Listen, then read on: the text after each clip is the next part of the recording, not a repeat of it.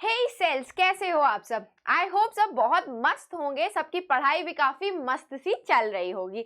मैं हूँ आपकी अपनी Khushboo ma'am, biology master teacher at Vedantu.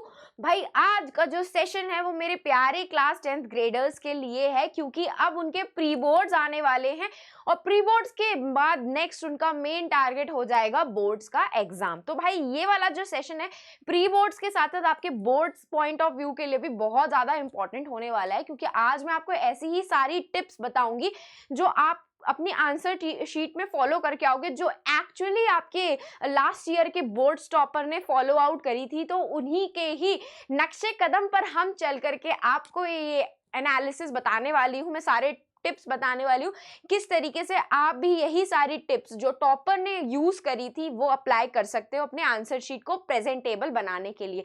क्योंकि भाई जैसा प्रेजेंटेबल आप बनाओगे अपने बोर्ड्स एग्जाम में मार्क्स उतने ही अच्छे मिलते हैं, क्योंकि ये सब चीजें एग्जामिनर को इरिटेट नहीं करती, इंप्रेस करती हैं। और जब उनको इंप्रेस करती है तो बस फुल मार्क्स आने के चांसेस आपके ज्यादा बढ़ जाते हैं। चलो तो स्टार्ट करते हैं हम अपने सेशन को कि भाई हमें अपने आंसर शीट को कैसे प्रेजेंटेबल बनाना है, वो भी टॉपर्स की लैंग्वेज में, वो देख लेते हैं। तो देखो भाई आज एनालाइज कर लेते हैं कि हमारे लास्ट ईयर का जो टॉपर था बोर्ड का, उसकी जो आंसर शीट अपलोड हुई थी सीबीएसई की वेबसाइट पे, उसके थ्रू मैं आपको सच में ऐसे पॉइंट्स बताऊंगी जो उसने सीरियसली फॉलो करके अपने आंसर शीट को प्रेजेंटेबल बनाया था।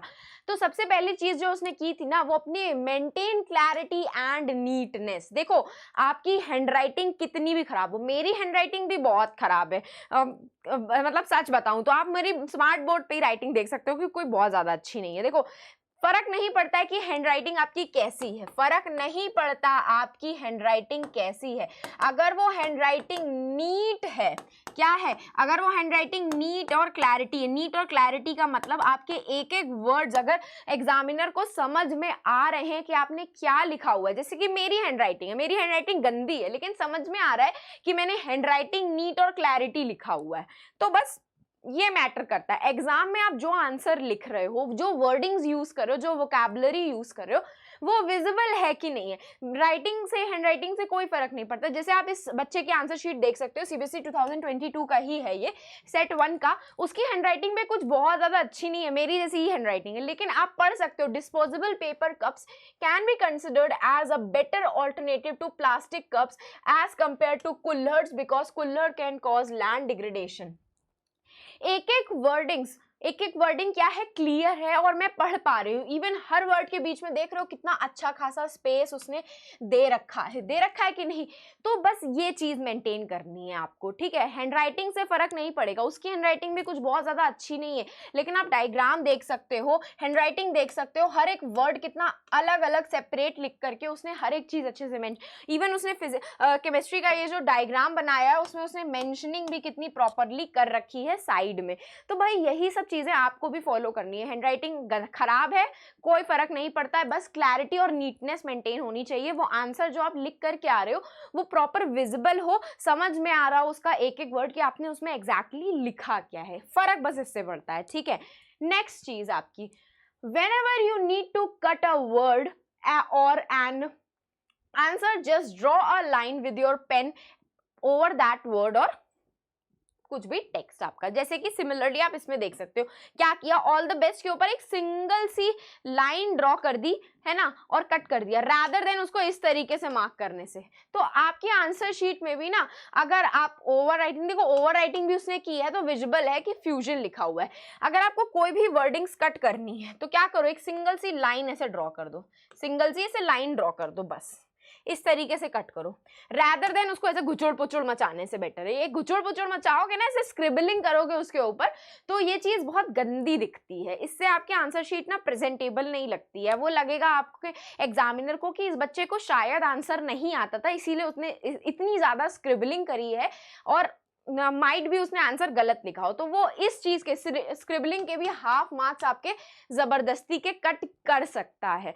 पॉसिबिलिटी होती है इस चीज की कट होने के मार्क्स। भाई मैं होंगी तो मैं कट कर दूंगी, क्यों? क्योंकि देखो अगर आपसे गलत भी हुआ है तो सिंगल एक लाइन ड्रॉ कर दो, सिंपल सा एक लाइन ड्रॉ कर दोगे ना, तो हाँ उससे समझ में आ जाएगा कि यही करना है। बायोलॉजी के सेक्शन में भी आपको यही ही करना है, ठीक है? कोई भी पेपर आएगा, कैसा भी पेपर आए, ये चीज फॉलो करना कि स्क्रिबलिंग मत करना, रैदर देन एक सिंगल सी लाइन ड्रॉ करके उसको कट कर देना, वो ज्यादा प्रेजेंटेबल रहेगा रैदर देन उसके ऊपर ऐसे घुचुड़ पुचुड़ मचाने से बेटर, ठीक है? इस तरीके से।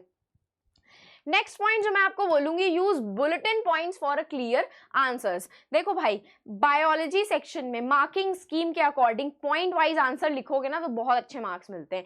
देख रहे हो जिस तरीके से उसने 7th क्वेश्चन का आंसर दिया है, उसने 7th क्वेश्चन लिखा है और उसने हर एक पॉइंट के आगे क्या लिखा है, A point, B point, C point और डी पॉइंट लिखा हुआ है। लिखा है कि नहीं लिखा है? 4 पॉइंट्स लिखे हैं और चारों पॉइंट्स को उसने कितनी नीटली हर एक लाइन में, हर एक उसमें एक लाइन लीव करी है उसने हर एक पॉइंट पे। इस तरीके से देख रहे हो हर एक पॉइंट पे उसने एक लाइन लीव कर रखी है।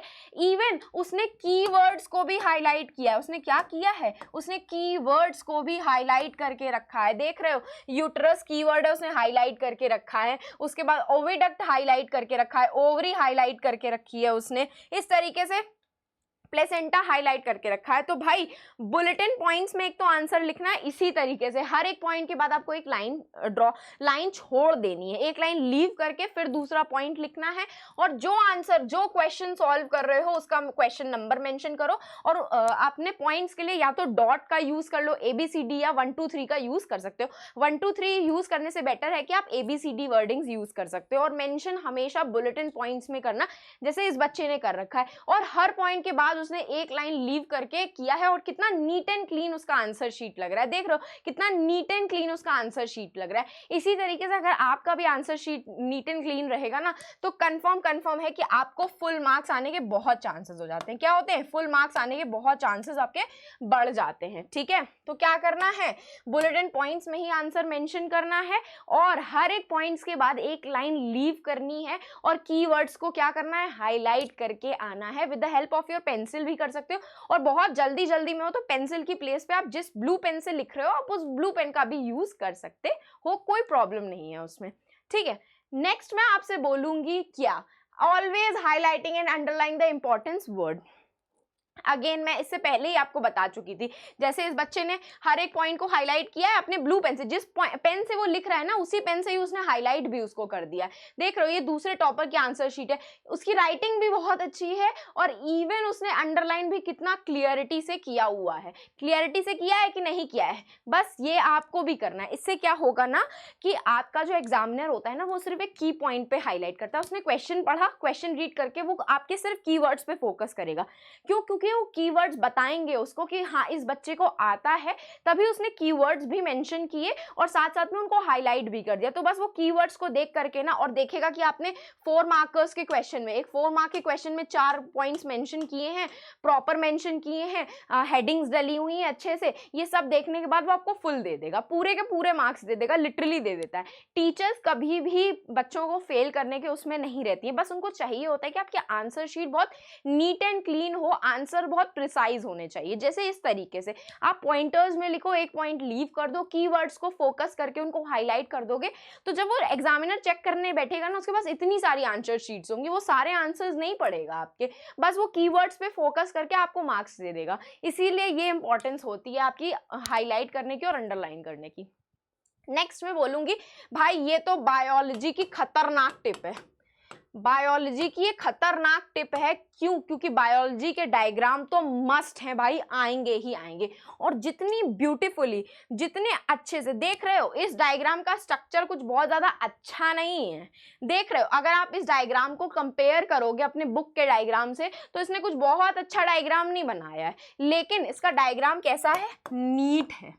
कैसा है इसका डायग्राम? नीट है, प्रॉपरली लेबल्ड है, प्रॉपर लेबल्ड है, प्रॉपर लेबल्ड है, है कि नहीं है? देखो उसने डेंड्राइट्स को मेंशन किया है एरो बना करके, एक्सॉन को, साइनैप्स को, medullary sheath, cell body, nerve ending, सबको उसने प्रॉपर पेंसिल से हाईलाइट करके रखा है। और डायग्राम कितना नीट एंड क्लीन लग रहा है। भले वो डायग्राम की शेप प्रॉपर नहीं है, वो एकदम बुक जैसा डायग्राम नहीं है, लेकिन साफ सुथरा डायग्राम बनाया है और उसको लेबल भी कितना अच्छे से किया। तो यही बायो, मेरे कहने का मतलब ये नहीं है कि आप खराब से खराब, उसका डायग्राम भी बहुत कुछ अच्छा सा नहीं है जितना आर्टिस्ट का एक डायग्राम रहता है, लेकिन हाँ उसने रफली भी एक डायग्राम बनाया है, तो वो रफली भी बहुत नीट एंड क्लियरली बनाया है, गुचुड़ पुचुड़ नहीं करी है उसमें। और उसने मेंशन भी कितने अच्छे से किया है with the help of your pencil, और एक एरो ड्रॉ करके उसने लाइन दी है कि नहीं दी है। तो बस ये भी आपको मेंशन करना है, एक वेल लेबल डायग्राम बनाना है। भले वो आपकी ड्राइंग अच्छी नहीं है, स्टिल बना करके आओगे, बस उसको क्लियरली मेंशन करना कि कौन सा पार्ट क्या है, इसी से फर्क पड़ता है। अदरवाइज और कुछ चीज मेंशन नहीं। उसका भी डायग्राम कुछ बहुत अच्छा डायग्राम नहीं है, एक आर्टिस्ट का जो डायग्राम होता है, मेरा डायग्राम भी ऐसे ही बनता है खराब सा, लेकिन हाँ मैं उसको लेबल प्रॉपर करती हूँ, तो उसी से ही फर्क पड़ता है। थर्ड थिंग जो मैं आपको बोलूंगी वो होते हैं डिफरेंसेस। जब भी आपको डिफरेंसेस पूछे जाएं किसी भी क्वेश्चन में, किसी भी सब्जेक्ट में, पर्टिकुलरली यहाँ पे मैं अभी बायोलॉजी की बात कर रही हूँ, तो जैसे इस बच्चे ने ना टेब्यूलेट फॉर्म में डिफरेंसेस लिखे हैं, बस ऐसे ही टेब्यूलेट फॉर्म में प्लीज डिफरेंसेस लिख करके आना। राइटिंग इसको पैराग्राफ के फॉर्म में मत लिख करके आना, मार्क्स कट जाएंगे, नहीं मिलेंगे। टेब्यूलेट फॉर्म में लिख करके आओगे, उसमें भी पॉइंटर्स के फॉर्म में लिखने हैं आपको आंसर्स।